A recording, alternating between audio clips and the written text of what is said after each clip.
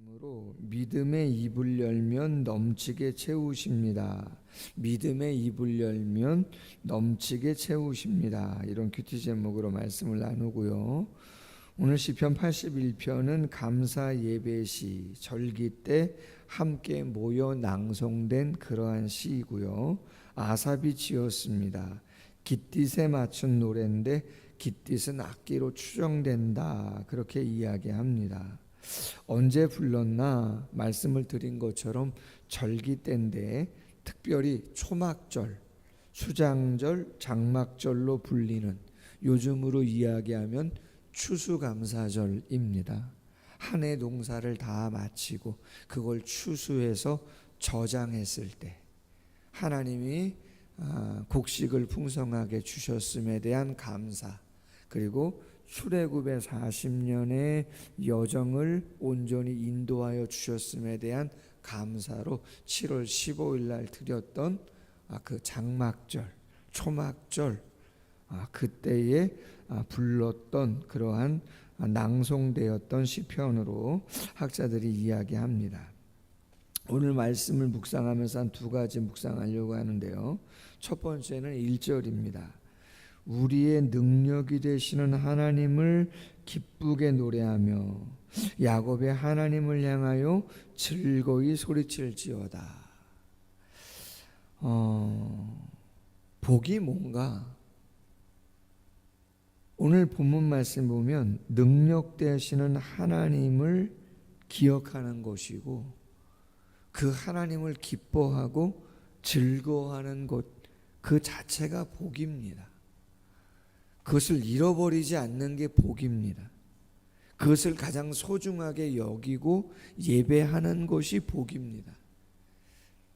여러분, 어제 말씀드렸어요. 예레미야가 북쪽 이스라엘을 목도했고 남쪽 유다가 멸망하는 걸 목도했습니다. 그리고 나서 그가 이야기합니다. 예레미야서 2장에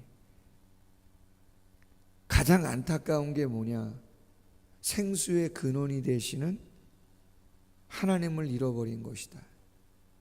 스스로 웅덩이를 팠는데 터진 웅덩이다, 이거 아니에요? 생수의 근원이 누구예요? 하나님을 잃어버린 것이죠.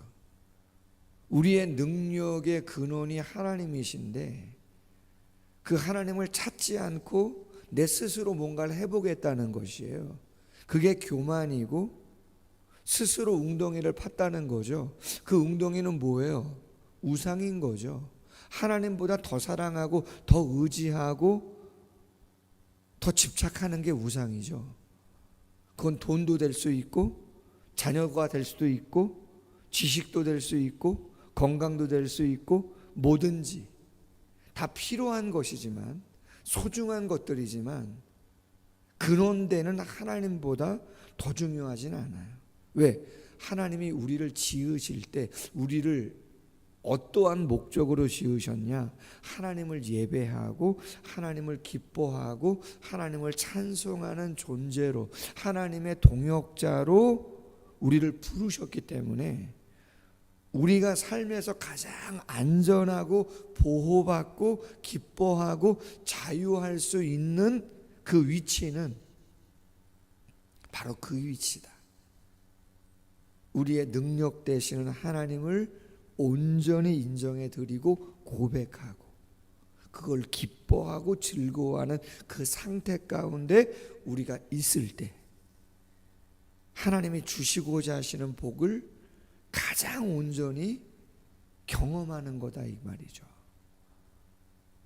절기가 왜 중요합니까? 이제 우리 다다음 주면 7월 첫째 주는 늘 맥주감사주일로 지킵니다.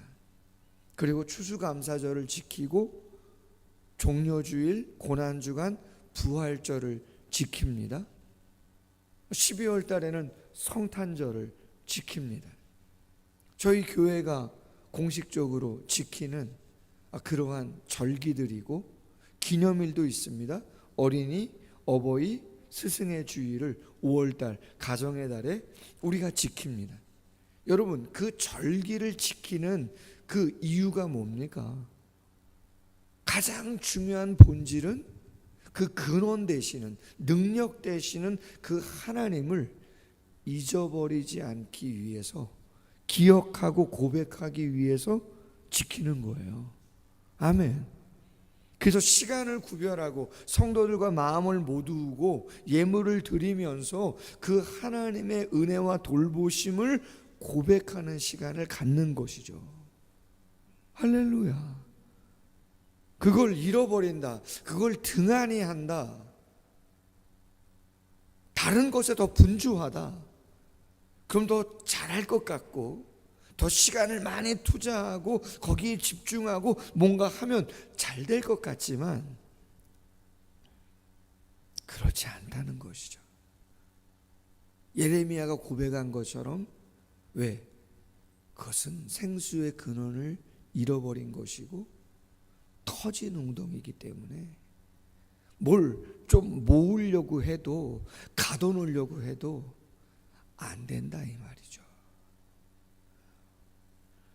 신명기 8장 18절 한번 말씀 나눴습니다. 근래에 내 하나님 여호와를 기억하라. 그가 내게 재물 얻을 능력을 주셨습니다. 재물을 얻는 것은 내가 노력해서 얻는 것 같지만 그 노력할 수 있는 그 능력 또한 누가 주신다는 거예요? 하나님이 주신다는 거예요. 하나님이 능력을 주시지 않으면 되지 않는다. 어제 사역 훈련을 했는데요, 낮반 밤반 은사에 대한 이야기를 나눴습니다. 은사. 그런데 하나님이 그 은사를 우리에게 주실 때 선천적인 은사도 있고 후천적인 은사도 있습니다. 근데 그 은사를 우리에게 주실 때 뭐 일반적인 성격의 유형들이 있잖아요. 근데 그 은사도 유형이 다 달라요. 어떤 분은 전도에, 어떤 분은 기도에, 어떤 분은 섬김에, 어떤 분은 가르침에, 어떤 분은 설득하는 것에, 다양한 은사가 있어요. 그걸 다 테스트해 봅니다. 여러 문항을 가지고, 120문항을 가지고 다 테스트하면 재미난 건 뭐예요? 낮반이나 밤반이나 똑같습니다. 그걸 당신들이 발표할 때 내가 테스트를 다 해봤는데 그 점수를 발표하고 내가 어떤 유형의 은사를 가졌다라고 하는 걸 발표할 때 다 공감합니다. 서로가. 재밌지 않습니까? 근데 그 은사를 테스트하고 발표하면 다 공감하는데 하나님이 그걸 우리에게 언제 그 은사로 주셨는가 성경은 이야기합니다. 에베소서 1장 4절 말씀에, 예레미야 1장 5절 말씀에 예레미야가 고백하고 바울이 이야기합니다. 그때는 창세전이라는 거예요. 우리를 어머니 뱃속에 잉태하기 전에 하나님이 우리를 알았고 우리를 구별했다는 거예요. 성별에서 우리에게 은사들을 주셨다는 거예요. 누구는 조금 더 가르치도록, 누구는 섬기도록, 누구는 전도하고 누구는 기도에 열심히 있도록 하나님이 그러한 은사들을 우리에게 잘 골고루 주셨다는 거예요. 할렐루야.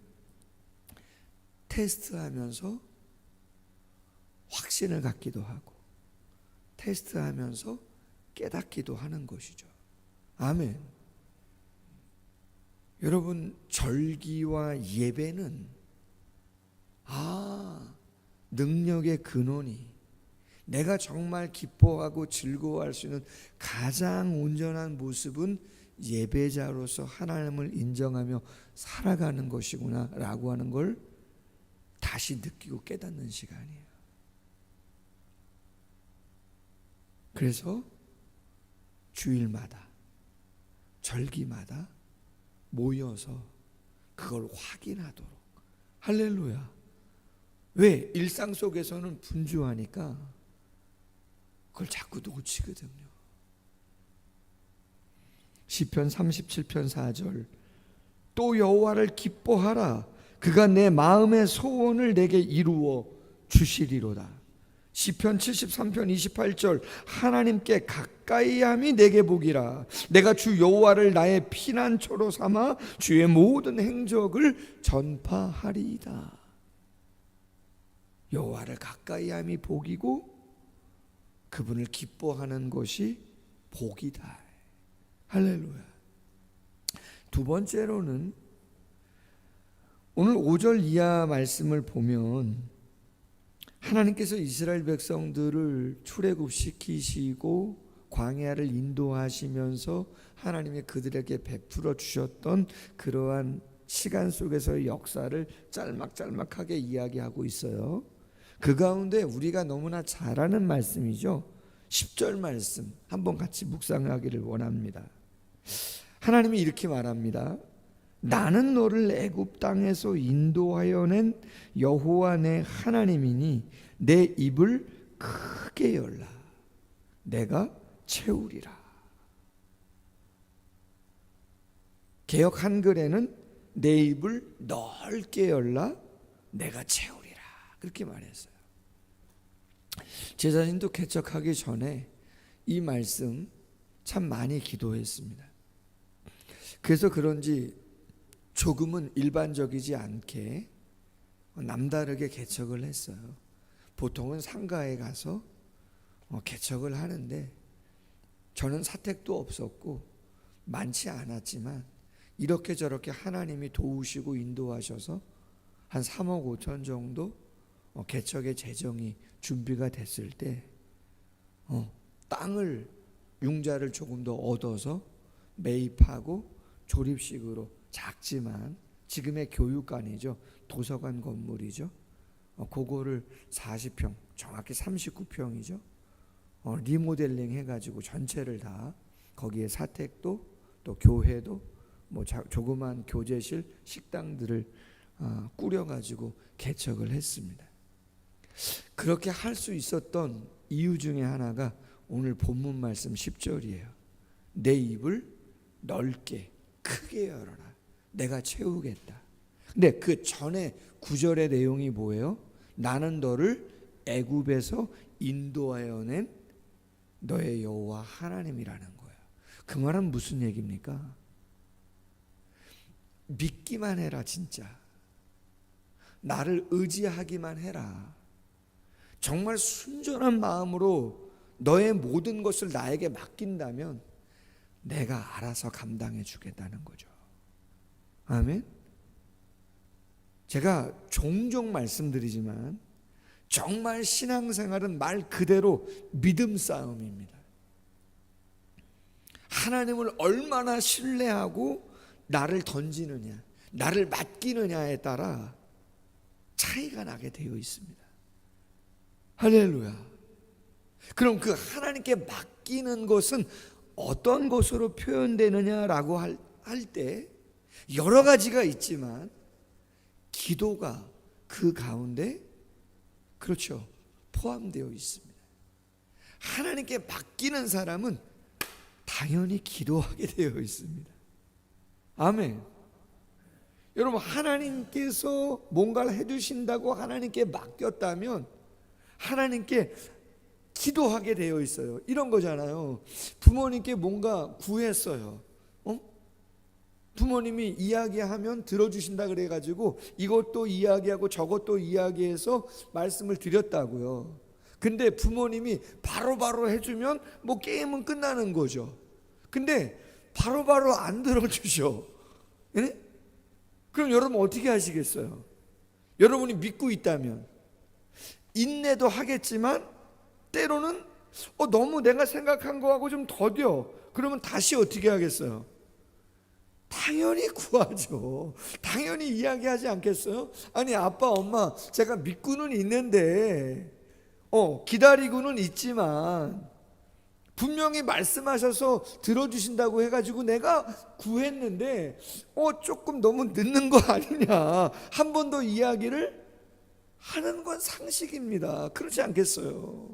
그럼 이야기를 한다는 거 말씀을 드린다는 건 영적으로 보면 기도인 건데 여러분 믿고 신뢰하고 맡겼으면 인내도 하지만 당연히 그 시간 속에서 더디다 생각하면 어떻게 하겠어요? 구하는 거죠. 아멘? 그건 상식 당연한 것이에요. 믿는다? 구하게 되어 있단 말이에요. 믿는다? 인내하게 되어 있단 말이에요. 한 가지 이야기하고 마치겠습니다. 태국 마하나임 축구 선교 갔습니다. 올해는 특별히 집회가 2번 있었습니다. 첫날은 축구대에 참석하는 청소년들을 대상으로 있었고, 한 번은 어느 미얀마인들인데 태국에 이민 와서 신앙생활하는 공동체 교회인데 성도들이 대상이어서 전교인 어린아이부터 어른들까지 대상으로 집회를 했어요. 근데 그때 저 경남 양산 쪽에 있는 성충영 목사님 서생교회 제일 선배인 목사님이시기도 하고 우리 교단 목사님이신데 설교를 하셨어요. 어떤 말씀 갖고 설교하셨냐? 잠언 8장 17절입니다. 나를 사랑하는 자들이 나의 사랑을 입으며 나를 간절히 찾는 자가 나를 만날 것이니라. 할렐루야. 그분이 설교의 요지는 이거였어요. 한국 교회가 어떻게 복을 받고 부흥할 수 있었는가? 한국이 어떻게 그렇게 급성장을 할 수 있었을까? 여러 가지 요인이 있지 않아요? 근데 아무래도 목사님이고 교회이다 보니 영적인 해석을 당연히 하게 되죠. 그분이요, 선교를 참 많이 하시는 목사님이고 교회입니다. 그 교회는 1년에 목사님에게 전적으로 2억 원을 드립니다. 그럼 왜 2억을 드리냐? 목사님이 어디에 쓰든 묻지도 않고 2억을 드려요. 그럼 그 목사님은 그 2억을 갖고 선교합니다. 저희 마하나임 축구 선교회 회장이 이진근 목사님이신데 인천에 사랑샘 교회를 담임하고 있습니다. 저희 동기죠. 대학원 동기. 저하고 저희 집사람을 연결해 준 형님 목사님이신데 6살 위세요. 캄보디아에 교회를 제가 알기만 해도 4개를 세웠습니다. 그 선교비로. 미얀마에만, 태국에도 여러 선교회 활동을 하고 계세요. 그분이 이런 얘기를 했어요. 여러 요인이 있겠지만 한국 교회가 성장하고 한국 사회가 급성장한 데에는 동남아 교회하고 좀 다른 면이 있다는 거예요. 당신이 많은 교회를 가봤잖아요. 교회를 개척하고 세우려면 얼마나 동남아를 많이 갔겠어요. 기도가 좀 다르다는 거예요. 지금보다 당신이 어릴 때는 한국 교회가 정말 기도에 올인했다는 것이죠. 당신은, 그리고 지금도 당신의 교회는, 그 교회 좀 특이합니다. 색깔이 있어요. 그 목사님이 되게 메시지가 세거든요. 오늘 저 혼자면 좀 늦게 오셨는데 대단합니다. 이 새벽에 청년이. 그 교회는요, 예배 시간, 낮 예배 시간 11시죠. 문 잠습니다.